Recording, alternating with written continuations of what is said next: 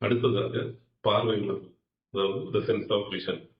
இப்போ 3ஆம் உணர்வோட எங்கே அப்படின்ற கேள்வி வந்துச்சுன்னா, 4ஆம் உணர்வோட அதோட எதிர்மறை கேள்வி வந்திருக்கணுமே அப்படின்னு நீங்க கேட்கலாம். அப்படிதான் நான் முதல்ல நினைச்சேன். ஆனா லாஜிக் கிடைக்குது. என்னன்னா, இந்த பார்வை உணர்வுங்கிறது இருளுக்கும் வெளிச்சத்துக்கும் இருக்கிற வித்தியாசத்தை உணர்வதற்காக உருவான உணர்வு தான். உயிரினங்கள்ல பார்வையை வைத்துத்தான் இருள் அப்படின்னா இருட்டு, அதாவது இரவு. பகல்ங்கிறது வெளிச்சம். வெளிச்சம் நிறைந்த பகல் பேரு. இந்த இரவு பகல் இந்த வித்தியாசத்தை உணர்வதற்காக வந்த உணர்வு. இதன் மூலமா எப்போதுன்ற கேள்வி, அதாவது காலத்தை உணர்கிற திறமை தான் வளர்ந்திருக்கணும். அதாவது இரவு பகல்னாலே நமக்கு தெரியும், டைம் டிஃபரன்ஸ். இந்த டிஃபரன்ஸை உணர்வதற்காக வந்த இந்த உணர்வு மூலமா எப்போது அப்படின்ற கேள்விதான் வெளிப்பட்டிருக்கும்.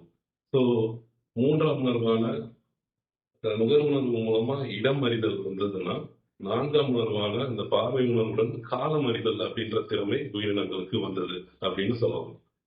இந்த 4 உணர்வுகள் மட்டும் இருக்கிற உயிரினங்களுக்கு உதாரணங்கள் வந்து நம்ம சிலந்திகள், பாம்புகள், அப்புறம் தேள்கள், நட்டுவாக்காளி, இந்த மாதிரி உயிரினங்களுக்கு எல்லாமே இந்த 4 உணர்வுகள் தான் பிரதானம். நீங்களே பார்த்திருப்பீங்க, சிலந்திகளுக்கு வந்து நிறைய கண்கள், ஒரு 5, 6, குறைஞ்சது 5, 6 கண்ணாவது இருக்கும். ஒவ்வொரு டைரக்ஷனை பார்த்த மாதிரியும் 2 கண்கள் இருக்கும். இப்ப இந்த ஸ்பைடர்மேன் படத்துல எல்லாம் இந்த ஸ்பைடி சென்ஸ்ன்னு சொல்லுவாங்க.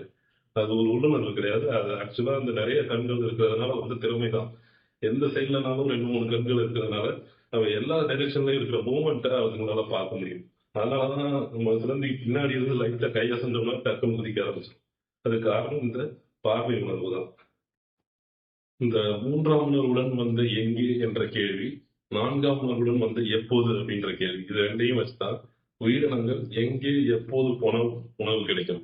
இந்த 4 அறிவு உயிரினங்களுக்கு இந்த கேள்விகள் தான் அவங்கள டிரைவிங் ஃபோர்ஸா இருந்துச்சு.